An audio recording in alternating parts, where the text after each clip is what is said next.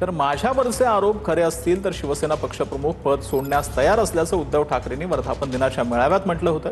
यावर ओसाड गावाची पाटीलकी सोडता येते हे म्हणणं कितपत योग्य असं म्हणत मुख्यमंत्री फडणवीसांनी उद्धव ठाकरेंना टोला लगावला। माझ्यावरती होत आहेत ते जर तुम्हाला खरं वाटत असतील तर तुम्ही मला सांगायचं, मी आत्ता या पदावरनं पाय उतारवायला तयार आहे। फक्त माझी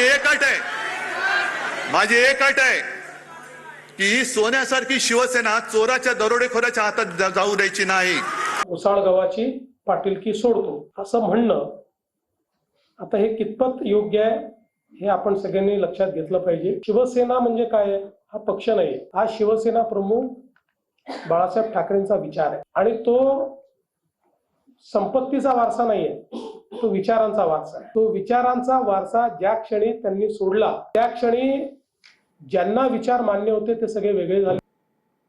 राज ठाकरेंनी खासदार फुटीबाबत केलेल्या वक्तव्यावर मुख्यमंत्री फडणवीसांनी टीका केली। राज ठाकरेंचा एक मीम पाहिला, त्यात राज ठाकरे म्हणतायत मला शांतपणे झोप लागली कारण माझ्याकडे आमदार आणि खासदार नाही, त्यामुळे कोणी जाण्याचा प्रश्नच नाही अशी टीका फडणवीसांनी केली। दरम्यान सध्या सुरू असलेली खासदारांची फूट ही अमित शहांची 2029 साठीची तयारी आहे अशी टीका राज ठाकरेंनी केली होती। भारतीय जनता पक्षाकडनं सुरू आहे, उद्या दुसऱ्या पक्षांकडनं सुरू होईल, काही दुसऱ्या इतर पक्षांकडनं अगोदर ह्याच्या अगोदर पण झालेलं आहे। याला निवडणूक म्हणणार?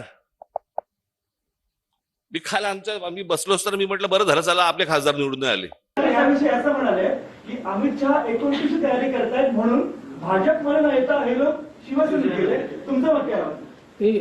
मी काल एक मीम पाहिला, त्या मीम मध्ये राज ठाकरे शांतपणे झोपलेले आहेत आणि त्या ठिकाणी लिहिलंय मला शांत झोप लागते कारण माझ्याकडे खासदारही नाही, आमदारही नाही, कोणी जाण्याचा प्रश्नच नाही।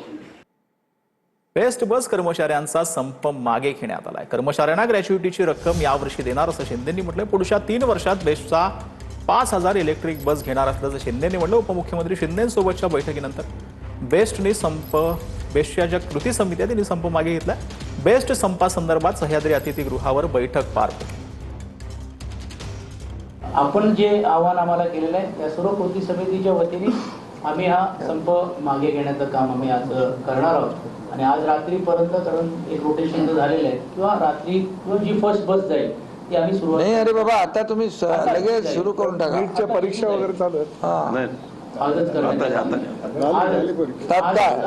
आपलं कसं आहे आजच झाल्यानंतर इन्स्ट्रक्शन देऊन आजच्या कसं आहे आमचं काम कसं असतं, no reason on the spot decision, तसं तुमचं पाहिजे आम्हाला अपेक्षित आहे।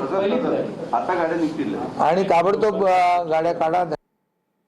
विधान परिषदेच्या 11 जागांचा उद्या निकाल आहे। सोलापूर, जळगाव, सांगली, सातारा, नांदेड, नागपूरचा निकाल उद्या पाहायला मिळेल। भंडारा, गोंदिया, नाशिक, अमरावती, धाराशिव, लातूर, बीडमध्ये मतमोजणी पार पडेल।